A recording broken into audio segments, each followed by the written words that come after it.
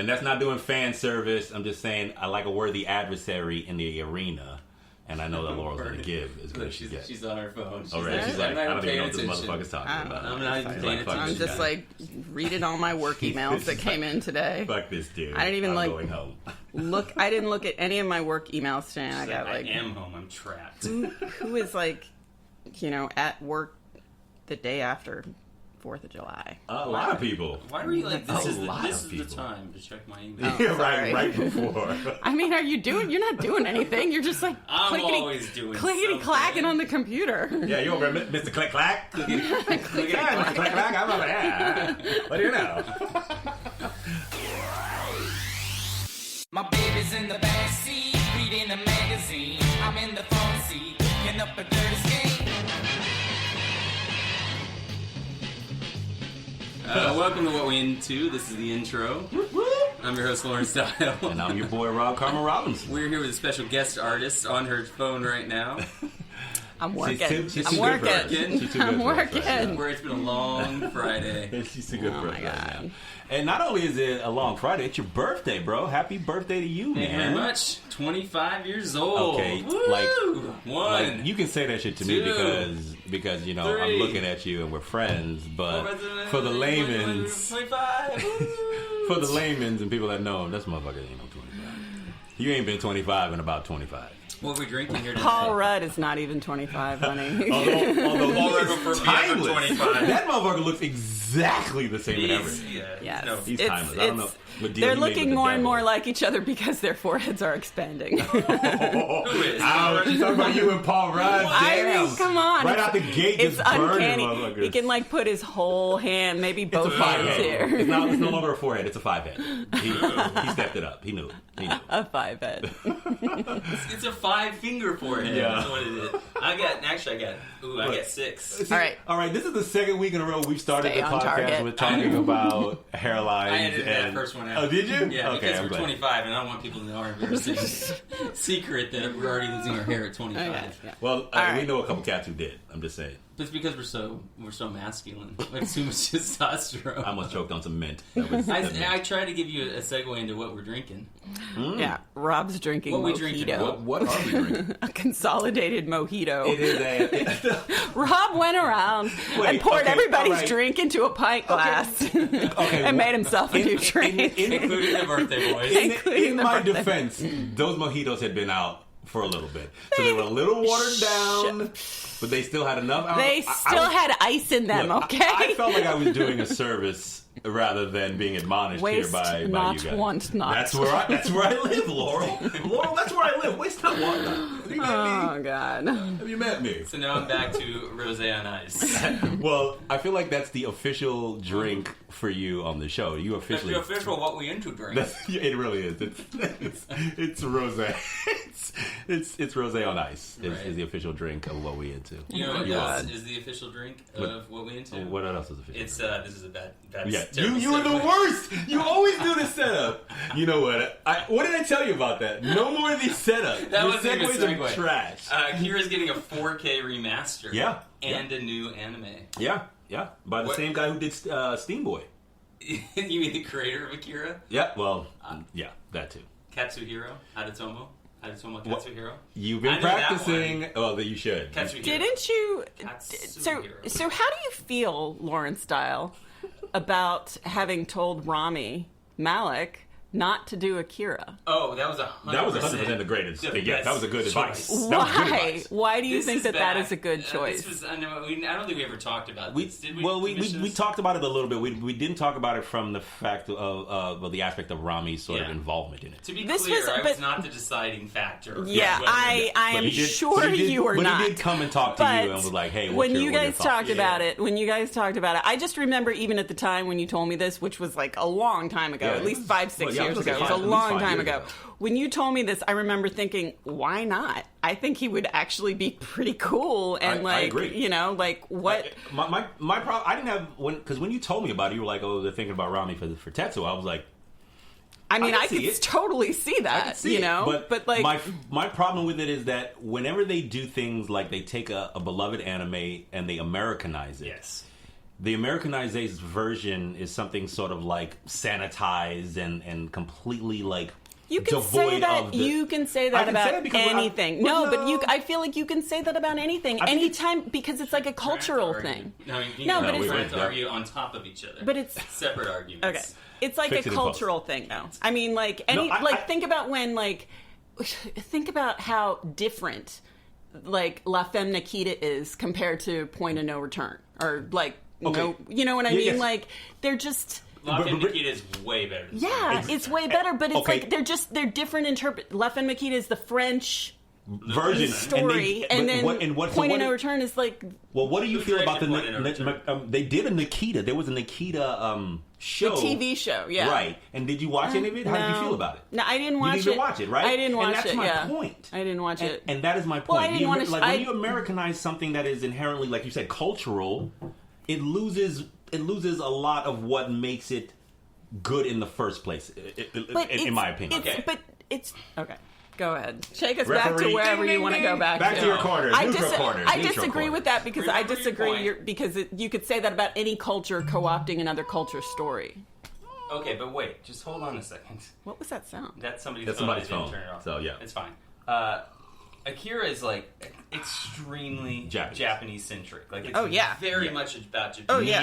In the same way that like Godzilla is about Japan and about World War II and the bombs. Completely. Doesn't mean that there can't be an Americanized version. Right. And there is going to be, and it's in California. It's going to be directed by Taika Waititi. Oh my God! Yeah, you almost had it. You almost had it in one.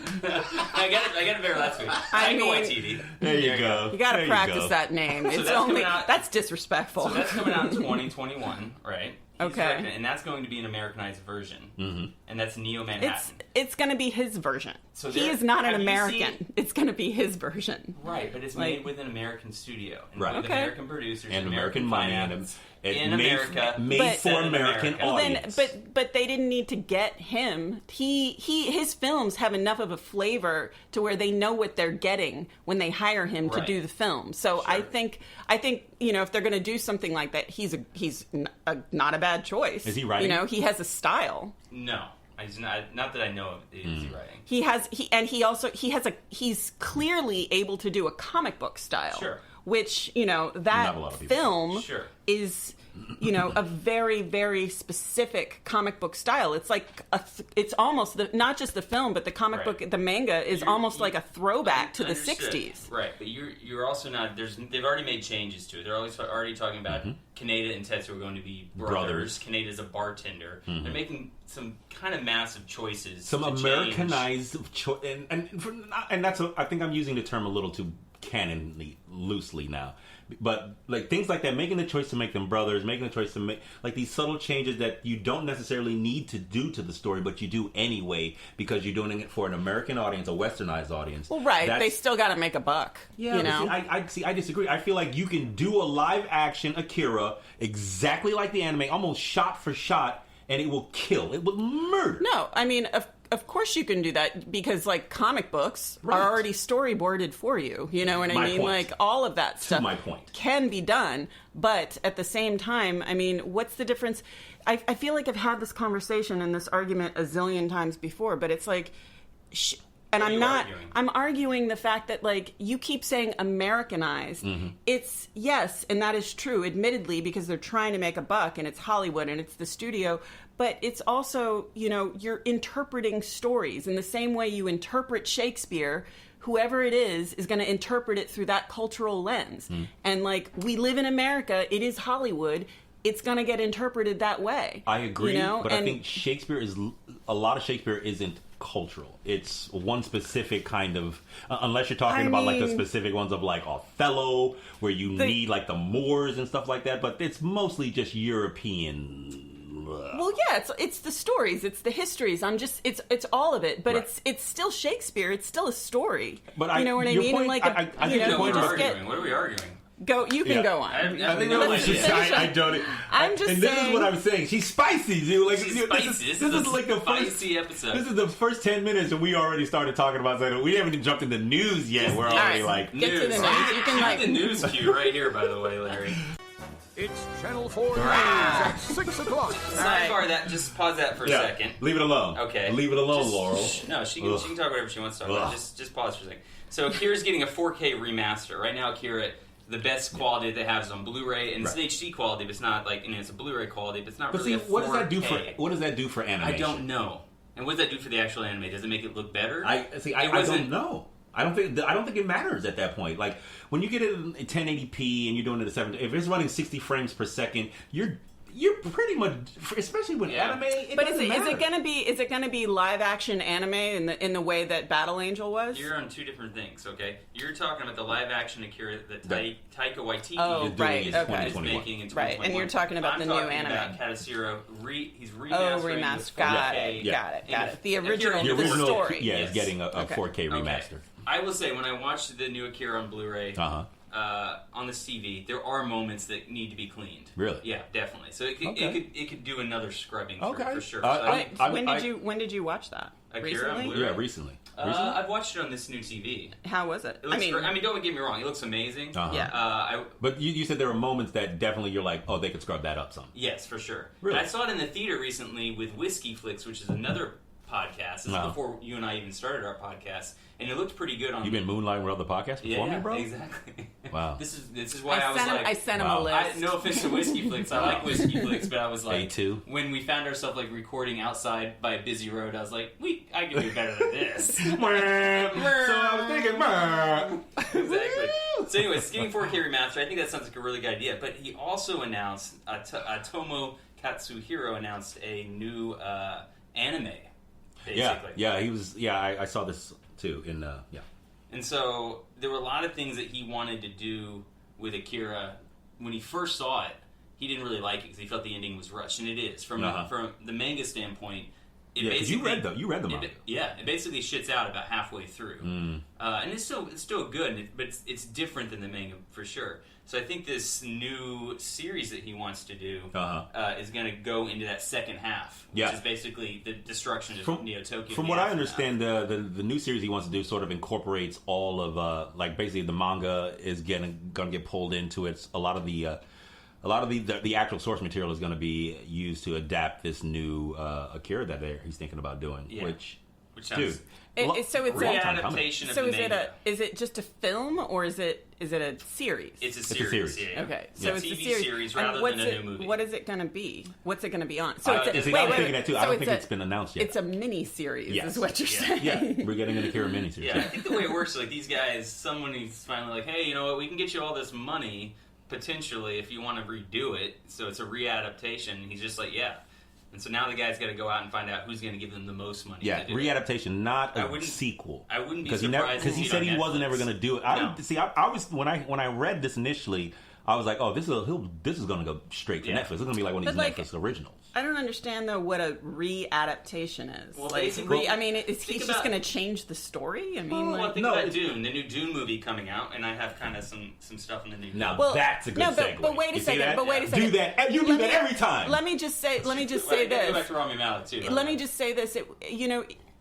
Dune, the universe, the story.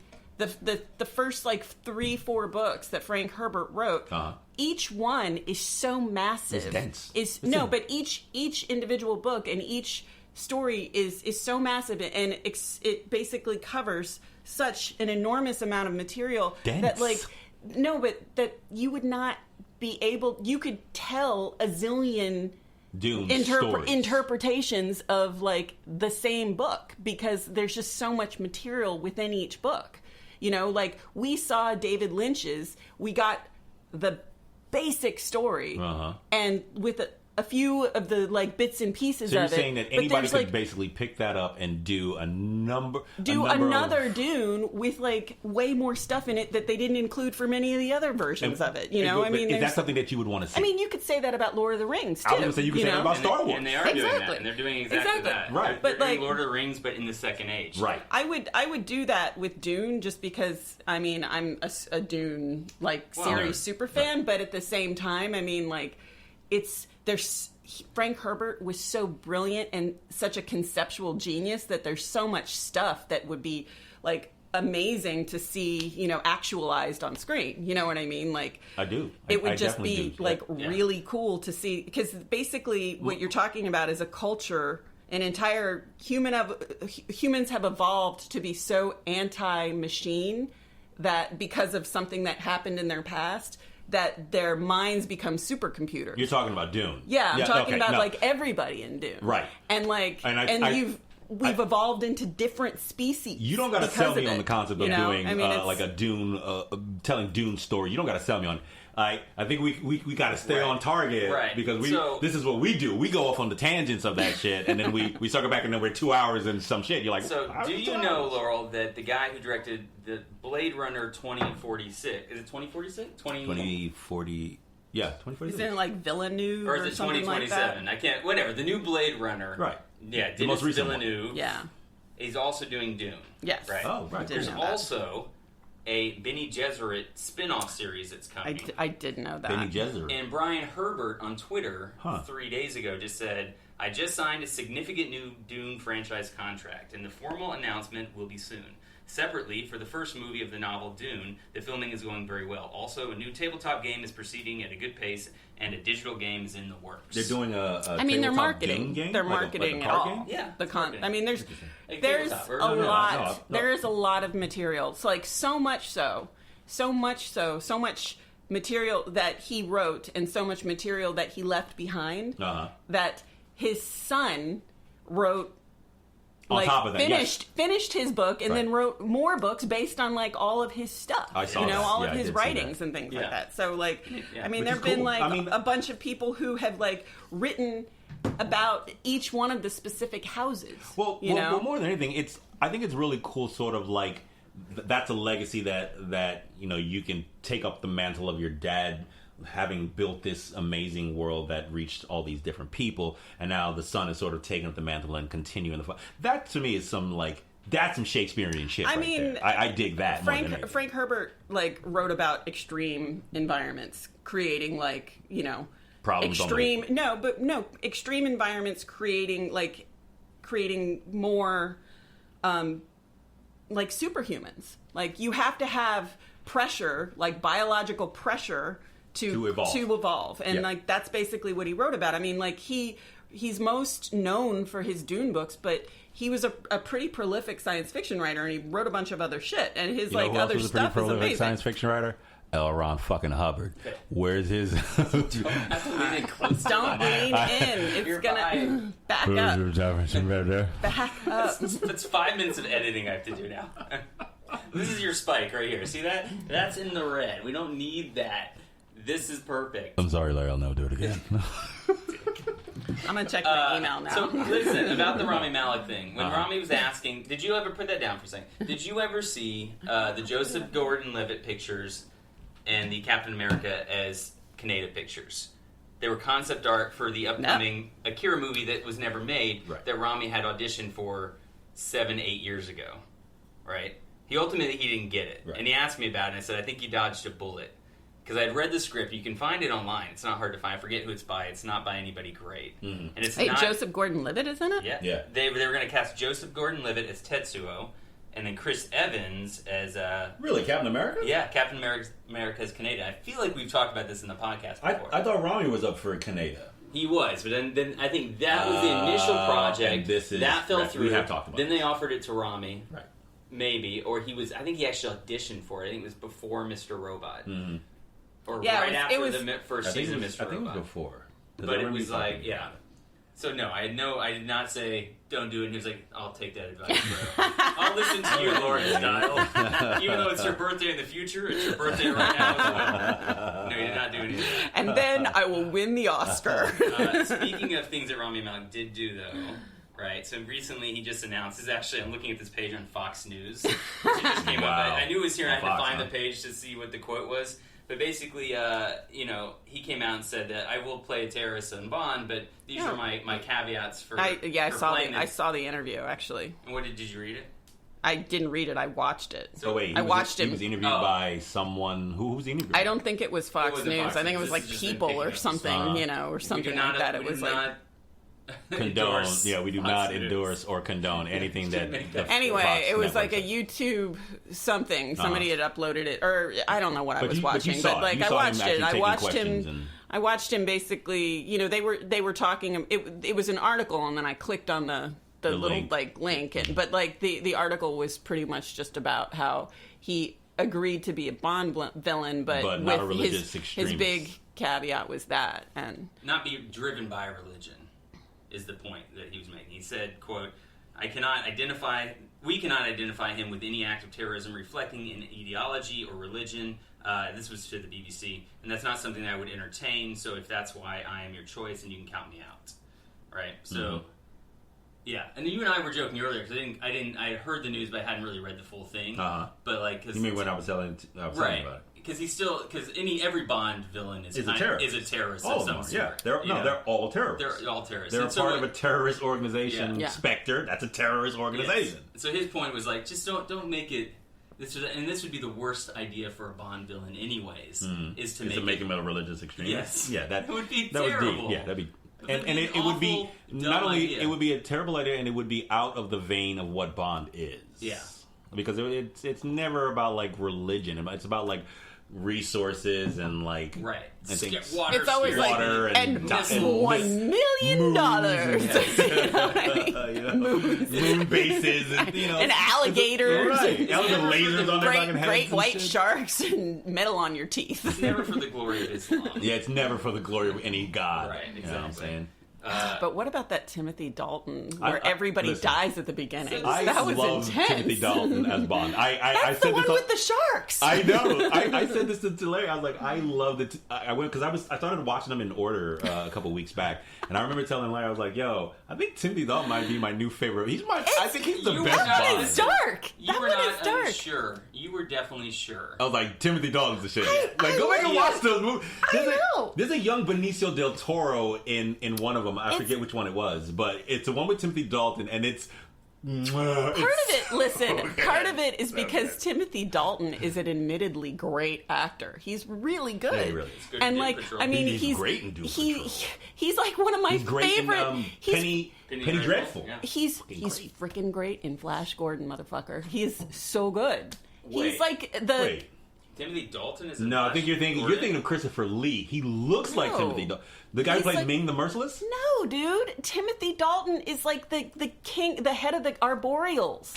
She's right. He definitely isn't. Yes. No, he definitely isn't. He looks like a Robin Hood looking ass character. He looks like a Robin Hood dude. Holy shit! See, this is why Laurel says in the show. This is why I was like, you guys. Now this is the same man that did not know Dolly Parton wrote. Okay. Whatever. I will always love you. I mean, did you know that Dolly Parton wrote that? Did this guy ever look not 40? Timothy Dalton? Look at him. He always looks like that. I'm telling you. He always looked a little ran through. A pure, healthy 40 years old. I mean, have you seen what the actor who played Flash Gordon looks like? Yeah. Oh, yeah. Timothy Dalton looks perfectly preserved. He looks exactly the same. Yeah.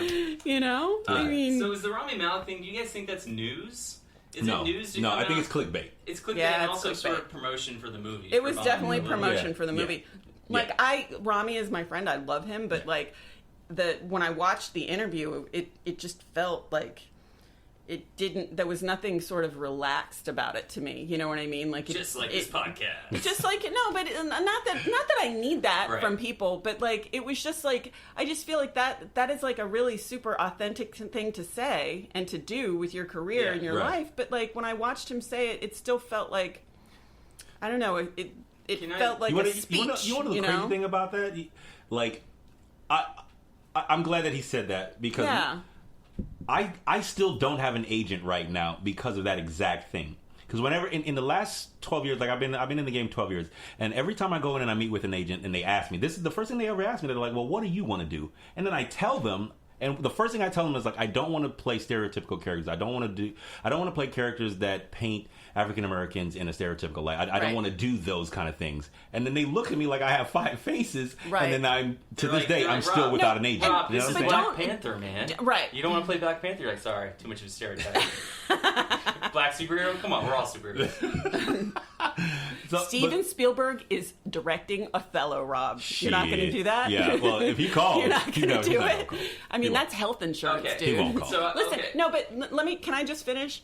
It wasn't like I'm not criticizing Rami. What made me sort of sad is that the fact that, like, he probably, this is the first time in his career that he's able to say that. You know what I mean? He's able to, like, dictate, I don't want to do crap True like story. that. Well, You know hold what on. I mean? And, like, and it just makes me sad that, like, you know, he has to achieve an Oscar before he can, like, you know, say those kinds of things, you know what I mean? And, like, make those kinds of demands on, like, the studio. Because, Right. like, and it just seems like every actor should be able to do that. But, You like, should, yeah, but that's not the how reality. it worked out. That Rami, literally- and we forget, yeah, Rami's been in the game now for 15 years making things post-college. And early roles were definitely terrorists. Definitely terrorists. Yeah, he played a lot of Or terrorism. playing, Did he you know, really? Yeah. a literal pharaoh, you know. oh, That's right. That's yeah. right. Literally, and what was that? Night at the Museum? Yeah. Yeah, but how is that, like, it's not... No, I know. I mean, like... But it's still looking at somebody It's and like saying, a- But it's what's like, your race? what's your... Yeah. Or it's just really good casting.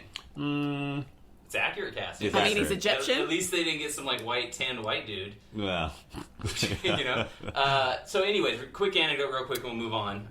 But, like, so I'm at the restaurant. Like Charlton Heston? Don't even get me started. Don't even fucking I'm at get the me started. restaurant, and there's a table, like, kind of near me that I'm serving. I can hear them having this conversation, and they're talking about Rami playing the new villain. And they're clearly, like, some sort of Pro. Arabic descent couple. And they're pretty pro... They're definitely pro Rami, but they were disappointed. And one of the comments they said was, like, it was to the extent of, yeah, of course they're going to make him the villain. Right, as opposed to being, like, the hero. Yeah, but why would he be the In hero? a It's Bond. Bond. I immediately interrupted It's their just- meal and was like, listen, It's he's just... too nice and he should not be a villain. I agree with you. slap the fork out of the guy's hand. Flip the He's like, table. But they're all... Ow! Sir. I mean, the only way he could not be a villain in a Bond movie is if he was like The Bond girl? No, is if he was like showing one of the gadgets No. because like showing one of the gadgets or like assisting Bond, you know, So in he'd some be like way the new because Q. like He'd be the new quarterback. Right. That's I like mean, saying like but Idris Elba can't be Bond. Why can't Rami be Bond? well, he Yeah. could be Bond. What I'm talking about is if he's like in this Bond movie. You know what I mean? Like You're thinking about him as a Bond girl, Yes, aren't I you? am. I'm thinking about Rami as a Bond girl. no, I don't. As a Bond girl. I think that would be better. All right. I'm sorry. This is what Rami, happens. But it's Well, Rami this is all what happens. slick, and it's Bond's And like first you just- experience. You see him get up out of the water and he's just shaking and glistening. Yeah. Sorry, this is what happens. This is happens. We devolve. This is us, Laura. Don't be judged. Don't be judged. What do you got? You got any news? I got a couple things. George Takei is doing a graphic novel about his time in an internment camp. Oh yeah. Have you Okay. seen this? No, I know that he has done. I forget what it was. It was like either a stage play. Oh, word. I think he did a stage play about this. All I know is he's a character on Adventure Time. George Takei Yes. Takei is? Yeah, has he's his like own character. Or yeah, he was voices? like he's like one of the voices. He's like Hardy or something like that. No kidding. Yeah. Yeah. What's the deal? So the graphic novel will offer a first-hand account of those years behind barbed wire. This is according to the terrors and the small joys of childhood in the shadow of legalized racism. Other than I don't know who it's with. Let me see. You don't remember the Broadway play Allegiance? The name sounds familiar. October Yes. 2015. And was that about the Japanese concentration? Yes. And so it was a musical. With And was that lyrics. Takei? Yes. Oh my gosh, was So- it a musical? About his I didn't know inspired that. by his personal experiences. Yeah. I did not know. Well, I guess he's I turning saw it that. 4 times. You did not. No, I do remember it was out, and I think it was supposed to be good. Well, I think he's turning that. If it was good, I think he's turning that experience into a graphic novel, which I don't know who it's with. This article didn't say, but okay. I'd read it. Yeah, maybe it'll be better because the stage play said that while the subjects who were reviewing it felt that the actual subject was important, it was not handled well. It was a little heavy-handed. It required better execution, Right. basically, was the general gist of it. So the concept was good, but the execution was wrong. Yeah. We like George Takei. I love him. Henry Cavill. Did you see some of these shots from The Witcher? The Witcher 3, Yeah. One sword. What's up with one sword, huh? No, He did look like old Legolas, It though. does. He You know does.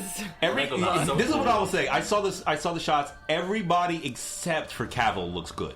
Yennefer, Yeah. because I know those characters. I looked at all the concepts. I liked all. I thought they all looked good. I even thought he looked good. I He did looked not. pretty- his Geralt, like he physically looks like Geralt, but like that wig looked like some Party City shit. It looked like Yeah, he went but down it's to like- the Party City. I mean, it and looks better.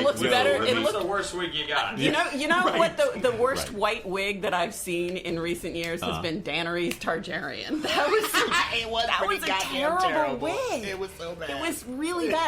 His was not so bad. It's got some like Okay, silver you're right. thread It through it. wasn't so bad, but it definitely was like, yo, everybody else looks really good. This guy is supposed to be the lead of the show. How y'all gonna make him look lesser than everybody else? Because he's got ridiculous hair. He's good. I mean, like his hair is admittedly the weirdest hair of all of their hair. I guess, and that would be challenging. That's going to be challenging to do, and make and sell.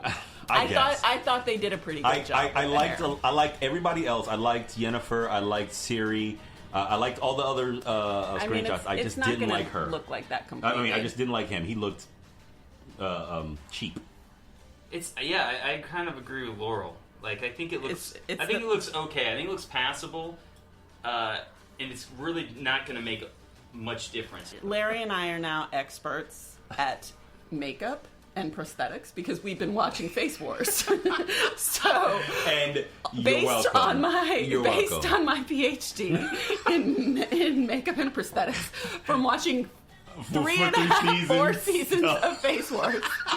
No, not Face Off. Face Off Sorry. and Skin What Wars. is Skin Wars? Yeah. Watched them You're both, welcome. actually. Watched them both. I actually like those. welcome. I'm just saying. Those are great. I think it's like it's a fair. It's a I agree fair with you. hair. I think it's moot at this point because aesthetic. weird. It just looks 'Cause weird white hair- because he's got weird hair. Long white hair on a mid-30, early 40-year-old person who's not old at all, because it's not an old age. I don't that think somebody that's it. would be turning this year, possibly. I- It's always going to look weird. I don't think that's it. But like you said, I think at this point it's moot because these are just first shots anyway. Yes, this isn't like a final of course, product. of course. So it doesn't even matter in the grand scheme of things. I'm just saying for me personally, I thought all the ones that I saw were fine except his was a little wonky. It made me feel a little way. He's got wonky hair. Though, I will say this. I recently found a vintage Legolas t-shirt on eBay, which I have in my cart, which I think I'm going to purchase now. $800. It's not. But How much is Describe it? this shirt. Is it it says expensive? Legolas and has a picture of Orlando Bloom on it. And it's like, it's not like, somebody didn't just make this. This is an old shirt from old as in from 2000. Yeah, from 2001. that's 18 years old. Yeah. That's old I for know. a t-shirt these That's days. It's crazy. Yeah, so Where's Mike here? Well, you got it top heavy is one thing. Oh, you're hitting this? Is that what's happening? no, I'm not Okay. doing anything. All right. Anyway, so so I'm going to get that shirt. That's awesome. That's amazing. It's a pretty cool shirt. How much is this shirt? It's not that, I think I it's can't like... announce this on the podcast, because then somebody will buy it and Right, not get that's it. true. That's true.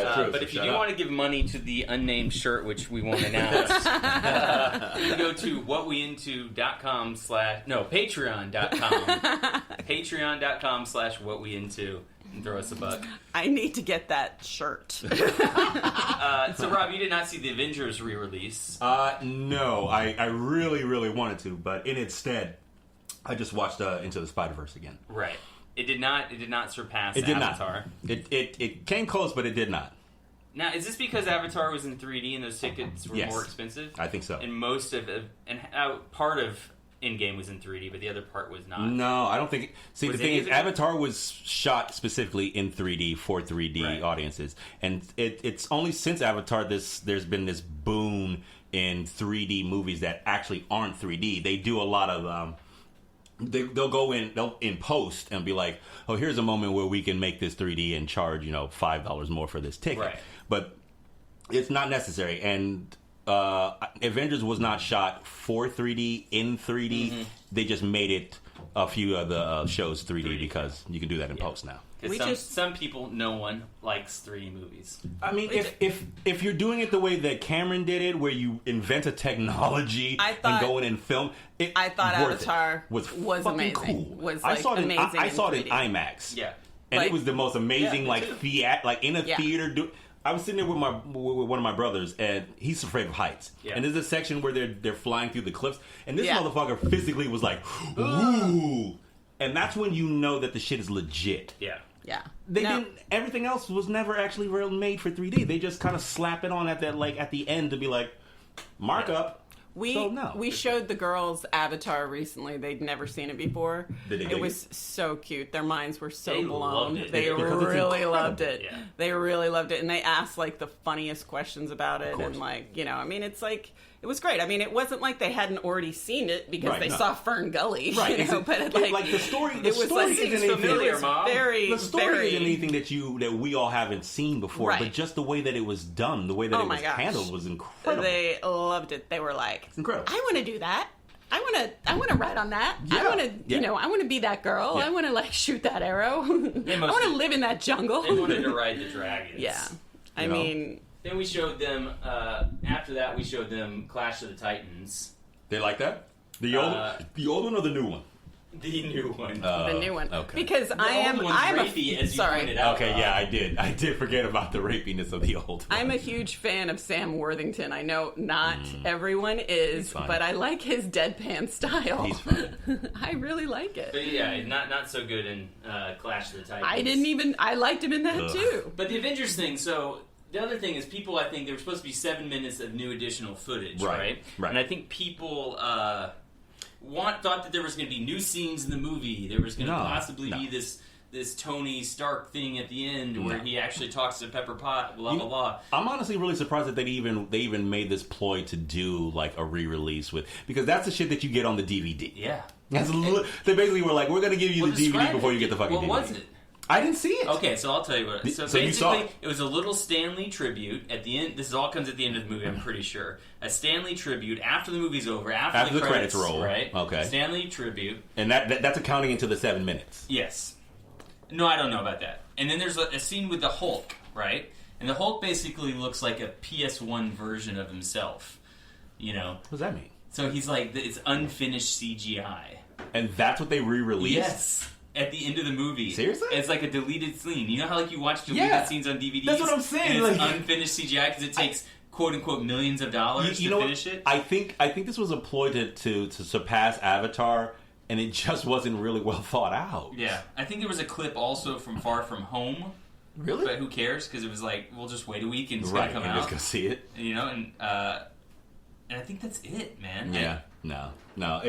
There's some kind of like fire or something, and Hulk has to go in and save some people, and he saves them, and he comes out, and then he gets a call, and it's like, gotta go, it's Captain America, and like that's the whole scene. And this is all post credits. People were pissed. I would be too. Pissed. But honestly, at the end of the day, I think I don't know who made the choice to do this re-release right around the time that Spider-Man was about to drop, because it feels to me a bit disingenuous. Yeah. Especially when you're a fan of those movies and you wait so long, and they do Endgame was fine the way it was, and all that extra stuff you were going to get on a DVD, Blu-ray extra anyway. Right. To re-release it in the theater, to have I don't know. I feel like if you're a fan and you chose to do that, you can't fault them for their choice to be money grubbers, I guess. Because you should expect that. It's Disney. They're evil. Right. I also wonder if it's kind of like how some video games were re-released. Not re-released, but released initially. And then like a couple months later, some stuff will come out with like paid DLC. And it's sort of the end of the game, It's like the true ending.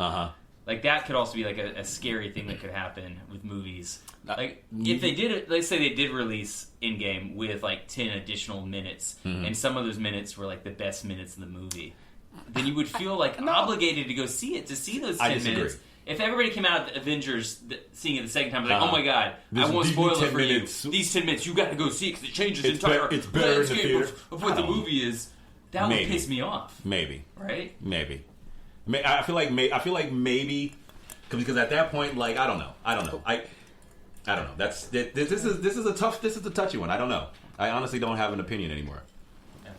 I don't know. Laurel's gonna get me another drink real quick. Ooh. You guys like? Is there any Laurel, more mojitos? Laurel, we have an intern to do that for us. Sharon! Sharon? Where are you? You lazy bitch. Why is she Sharon?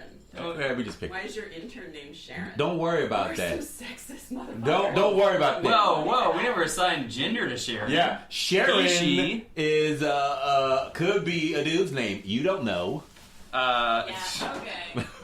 Wow, this is a bad segue into J.K. Rowling's and her potential transphobic comments. Oh wait! I thought we were gonna because Lady Nerd once she responded. I have a comment from Lady Nerd One. What, is this some new thing that happened with her response to this trans stuff? Laurel, you gotta be quiet. We'll just pause that. We can pause it for a second. Pause it. It's not gonna, honey. You can't get up and walk around, baby. Yeah, she's like tingling, clink, clink, clang. I love it. There's one piece of ice. That's awesome. fine, baby. Are you paused? No, not pause. Should keep going. Fix it in post. This is gonna be a Fix it in post. very long editing process for me. Take it. Thank you. Glug glug glug glug glug glug glug glug glug glug. Only because it's your birthday, okay? Oh, that's awesome. Okay. Jump in. Laurel. I'm sitting down. Come sit down. You got your drink here. What is that box right there? That is the box of the mic. Damn it. What is that box right there? Baby, that's the box the mic's 41 minutes in. into it. Okay. Oh my god. Did you hear about J.K. Rowling's and her potential alleged anti-trans views? I mean, based on No, I did not. What did she say? Just I did not hear what she said. Well, it's coming from some stuff that she had said online and posted. I do know she's very active on the Twitter. Yeah, Yes. following a lot of people who have very transphobic views and things like that. And she got caught saying some stuff via Twitter. And then kind of like walked it back, was like, oh, I had, a middle-aged moment, blah, blah, blah, blah, blah. And then subsequent time has come again and had another middle-aged moment. Another lapse. So it's kind of... Well, what did she say? Jesus Christ. She didn't say anything kind of like directly. She has liked comments from anti-trans posters. So basically, somebody found that Rowling follows 11 anti-trans activists and TERFs, which are trans exclusionary radical feminists, including Julie Bindel, who has been an anti-trans activist for years. So basically, what this person has found on J.K. Rowling's Twitter is that she only follows 666 people, which is a weird Mark of the Beast number. Like, why do you only follow 666 people if you're not the devil? This whole thing sounds very crafted to be some kind of like, I don't know. It's like wizard thing. No, it just sounds like somebody is out to like. I mean, Smear why would? J.K. Rowling? Yeah, why Really? would they? Why would they comb through her Twitter account for anti-trans comments, which don't even seem to exist? Okay, They're I don't just. think they just. I don't think it's just a comb. She actually said something. What did she say? What did she say? didn't- That's what listen, I keep asking. Okay. Stop. She didn't say anything. She said, last March, she liked a tweet by Racy Bearhold, whose account was recently suspended, which called trans women men in dresses. She pressed like on that. Rowling's publicist came out to say that she had liked the tweet by mistake. Quoting, I'm afraid J.K. Rowling had a clumsy and middle-aged moment, and this is not the first time that she was favorited by holding her phone incorrectly. And prior to the incident, Rowling liked a tweet that pronounced an anti-trans Medium article by Harvey Jenny, as well as a piece by anti-trans journalist Janice Turner entitled Trans Rapists Are a Danger in Women's Jails. So you know how many times that Rob has liked anti-trans tweets? Zero. How many times you have liked anti-trans tweets? Zero. Well, that's Yes, exactly. Okay, That's because I don't tweet. And so to break it down even further, right, you could like follow, let's say that she doesn't know who she's following, right?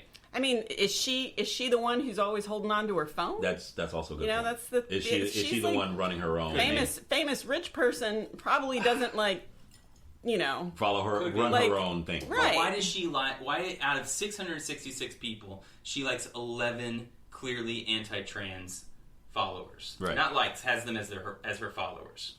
She has a cap on that number, right?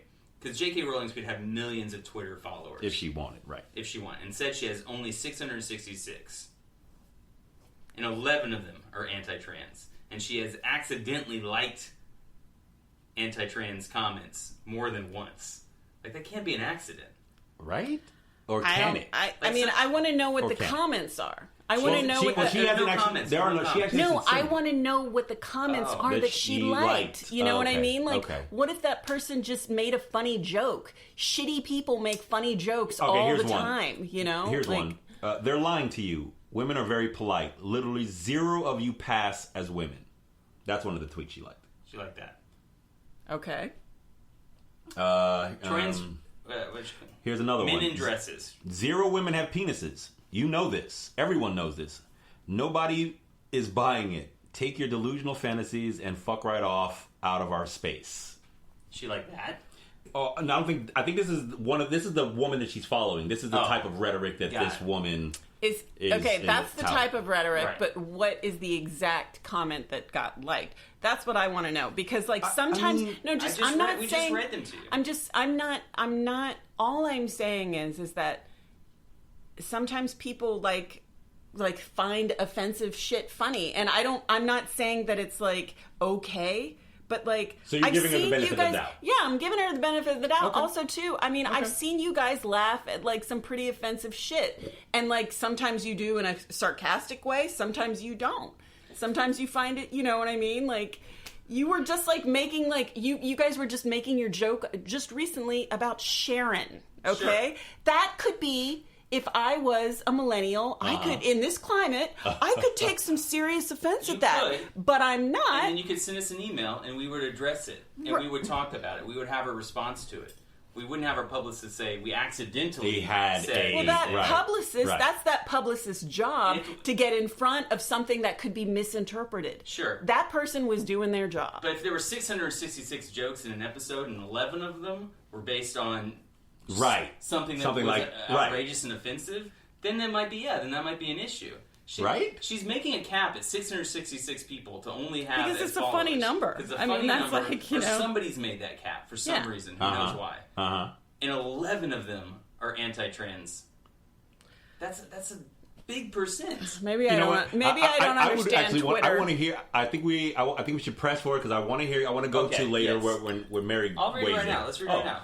Okay. So later one says because I put this out to Mary last week because I brought it up. She's a Potter super fan, right? And I brought it up on the podcast last week. I was like, "Yo, Mary, I want you to weigh in. What do you think? Is this something that like maybe people are like what you said, blowing out of proportion? You know, maybe." Giving her the benefit of the doubt, or whatever. What Mary said. And to be clear, I'm still actually kind of giving her the benefit of the doubt. I think it's really sketchy, but I'm not going to stop watching Harry Potter. I'm not going to not go to Harry Potter Land and Universal. J.K. Rowling has 4 new books that are out right now on Kindle, or 2 new ones that just came out. But is that because like you don't know any trans people and you don't find like like gay or trans bashing offensive? No. What? I'm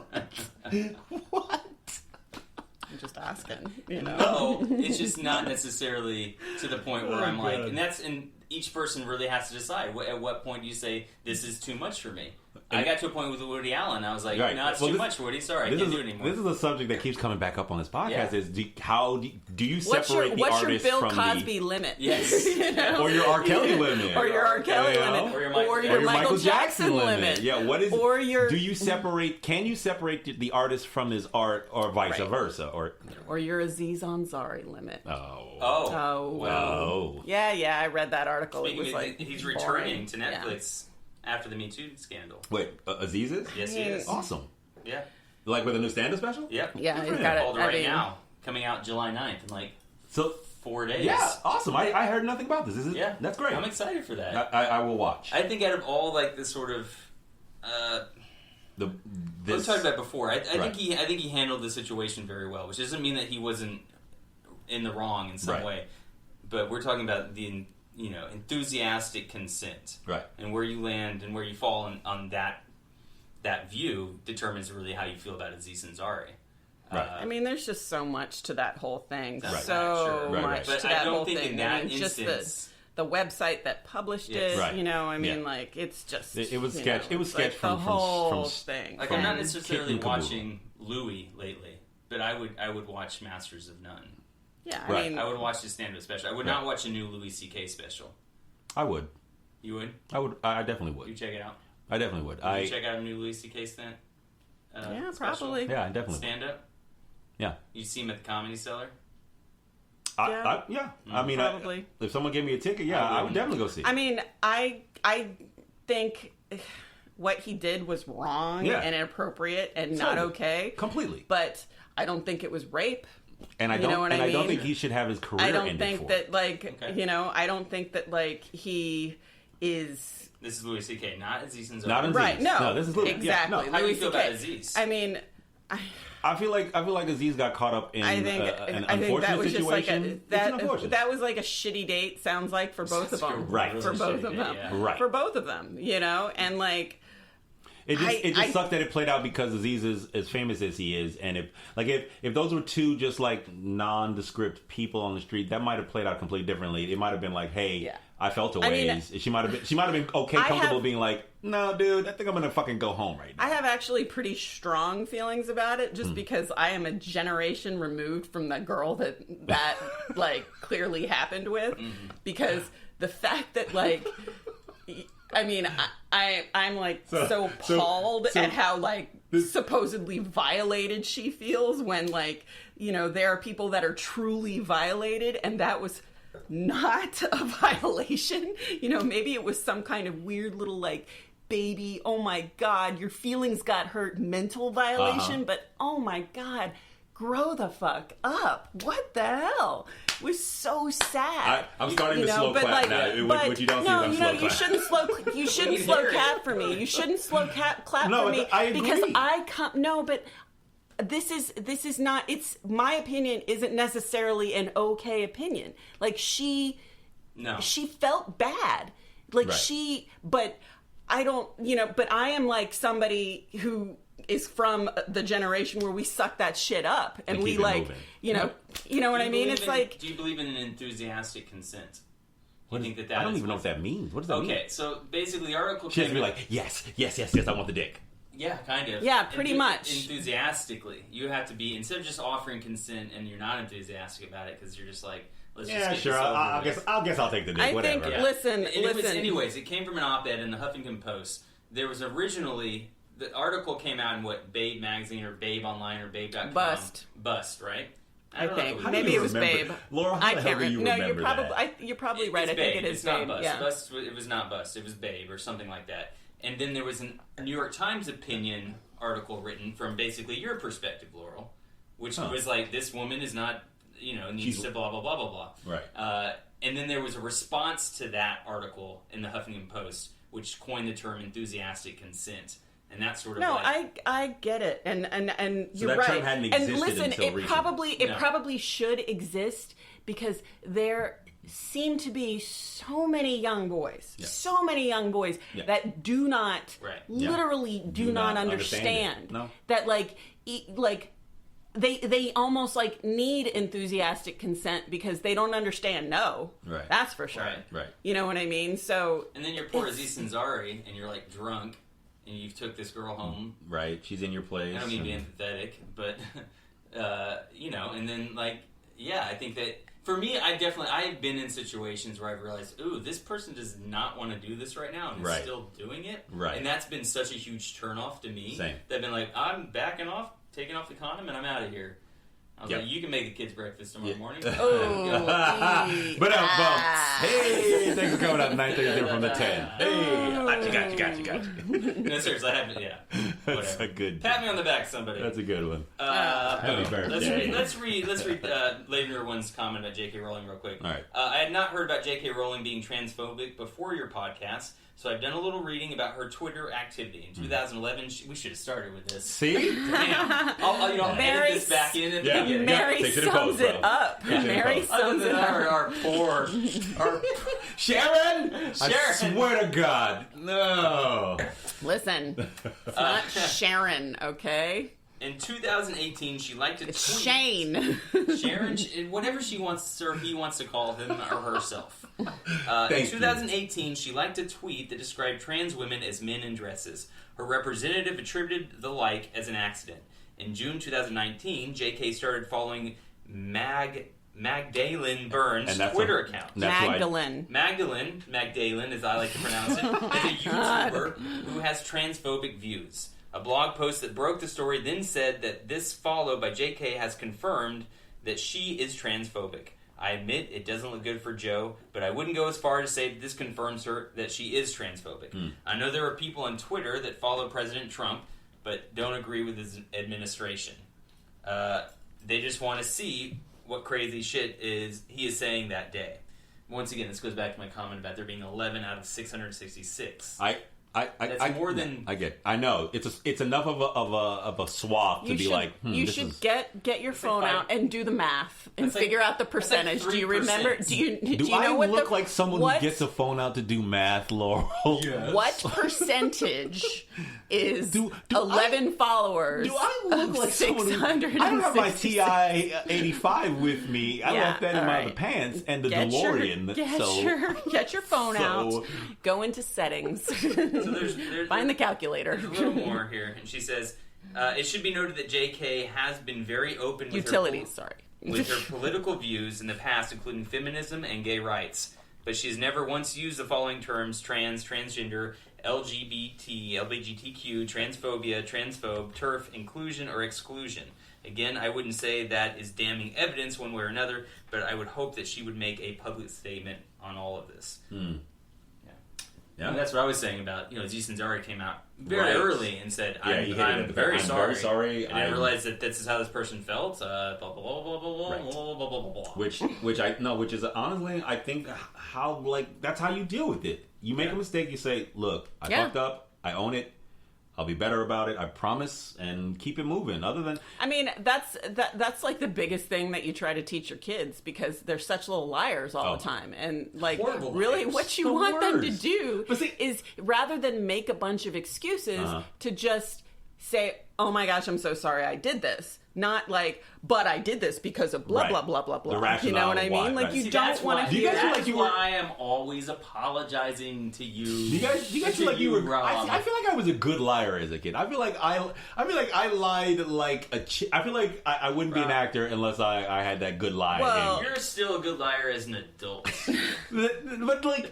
I watch your kids lie, because they cannot lie at all. Rob believes his lies. Penelope and Daisy are terrible liars.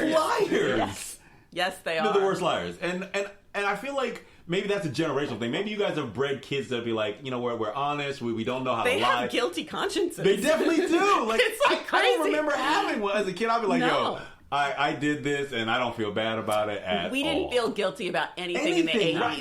It was the 80s. And this is what I'm saying. And this is what I'm asking. Like, do you guys feel like, is it a generational thing? Like, I feel like we as a generation were just better liars as children. They are... I think... No, I think we just thought we were. See, that's what I'm asking. Like, maybe did we just think we were better liars? Because our parents were don't know. Stop it, bro. I can see it in your face, man. They still know. My parents still know when I lie. Really? They know every time. Every time they put up with me. I think that's what I realized about 5 years ago. And then Barb and her multi-packs. I'm not yet. Oh my Mom, God. we know about your multi-packs. Yes. Oh my God, yeah. that story. Charlotte ratted you out, Barb, she let the cat about out. Like how you coded. Charlotte let the cat out. You coded tampons as multi-packs. How nerdy of you, Barb. We're very nerdy, Ma, and that's why we love you. Very nerdy. Sony is considering an R-rated God of War movie.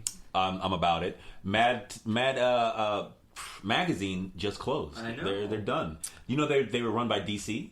Oh, they were? I didn't know that. I did not know that. So two things that I will mention.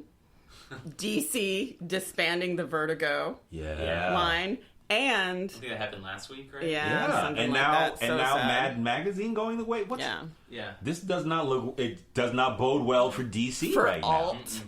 They took out Content 5 episodes and of humor. Swamp Thing. They took out 5. It took out, and we're not even going to get a second season. I don't know if you started watching. No, it's good. That's what I heard. I heard it was really good. It's good. My Like buddy Michael. Against myself. There was a bunch of talk about how, like, they were filming it in Georgia and they lost money I think it's South Carolina. No, it was something, whatever town it was that they were filming in. Yeah. They, like, it had something to do with, like, the money that they were allotted for the budget. It was. And then they didn't fill out paperwork Clerical right, error. or It was there a was clerical error exactly, that or whacked something. everyone. Yeah. That's the rumor. At least. $41 million.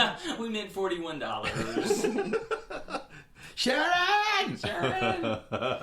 But so Go back to the God and of then War the thing. the other thing. Speaking of God of War, R-rated God of War, like you guys, this might be old news to you, but what about the R-rated Quentin Tarantino version of Star Trek? I already talked about it. Yeah, we talked you about that already a couple said weeks sorry. ago. Yeah. There's gonna be cursing in it. We report on it when we get news. I- I told you, ladies and gentlemen, she does not listen to this podcast. Yeah, I don't. She does not hear it. But I do like it when like genre directors do something outside of their genre. We You think know it'd what be I mean? great. Like, I think we both ended up coming to the point where we're both looking forward to it, but with caveats being like, ain't nobody using motherfucker on the bridge and getting away with it. well, there's a certain way to do, military action, and you can include cursing in military action. I with don't think in the crews. 5th century or whatever we're in, I think the lexicon of humanity has evolved far past using words like "fuck you" or "motherfucker" to get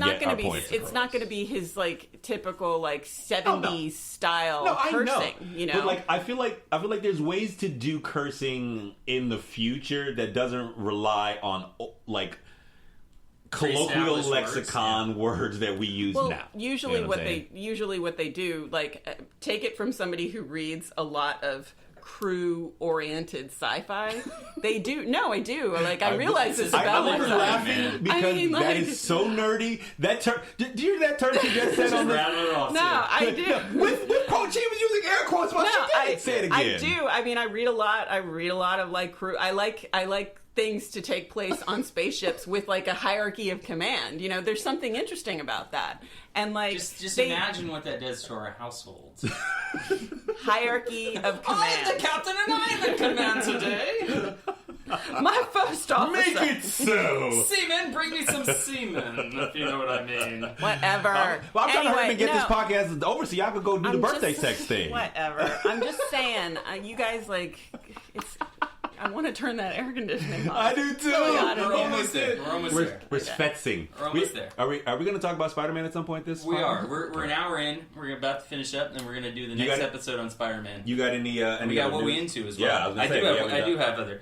For the first time ever, PlayStation Plus changes its free games I lineup. saw that. Yeah. For July, after fans are upset.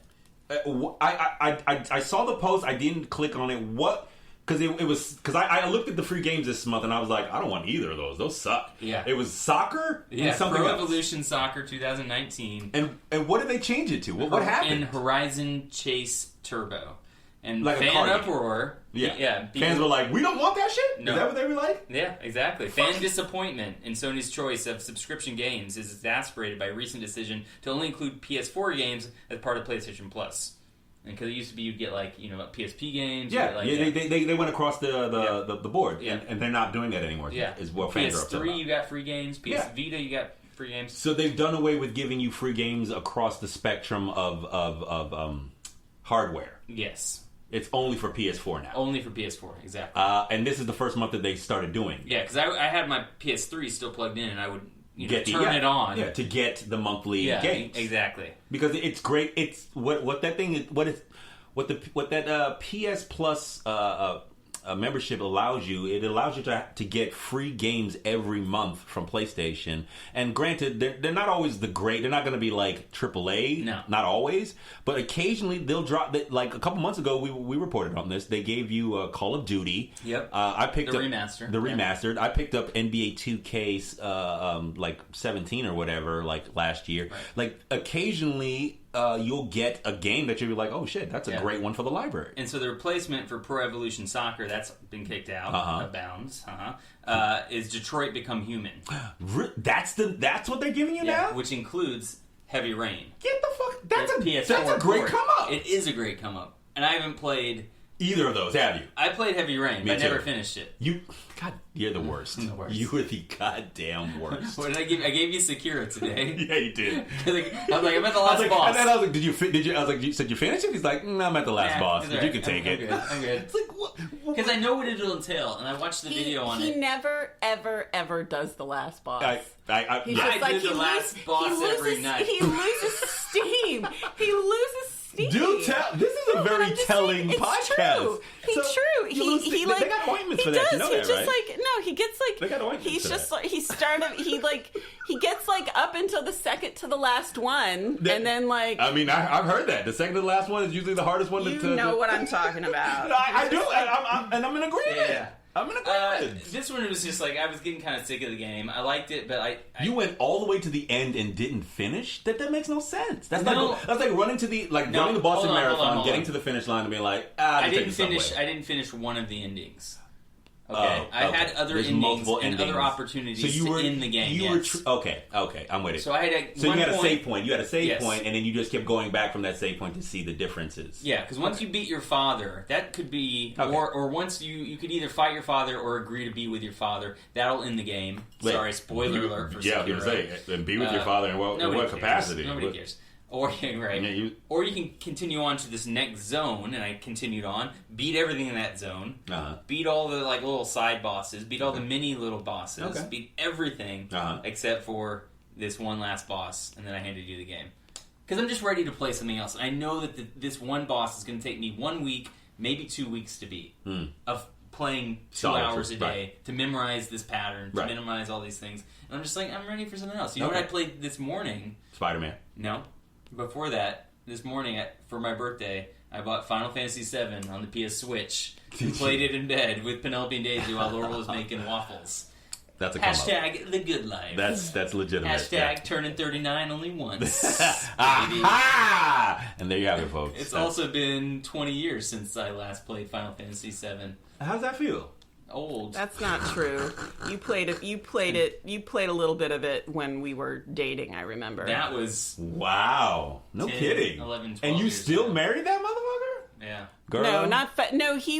Girl. The other there was like another Final Fantasy that came out that year. What Final Fantasy 11. Was it 11? Okay, so 11 came out that year, and so I remember you played that, and you also broke out 7 because 7 is like. A great game. And, like, he broke that out to sort of, like, revisit, you know? Laurel, you know why you're, like, top-level wife material? Because you were going to say top-level assassin, I swear. I am a top-level assassin. Yeah, I am a top-level Look, I don't know what she does during the day. No, he was, like, going to do some weird, like, D&D thing. No, she might be a top-level assassin. I don't know what Laurel does in the day. She says she's an art curator.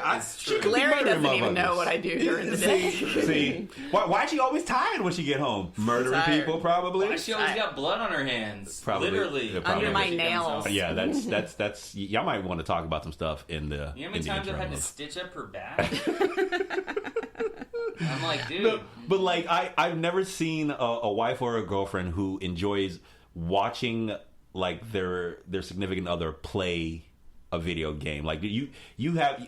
I've seen you take just as much enjoyment.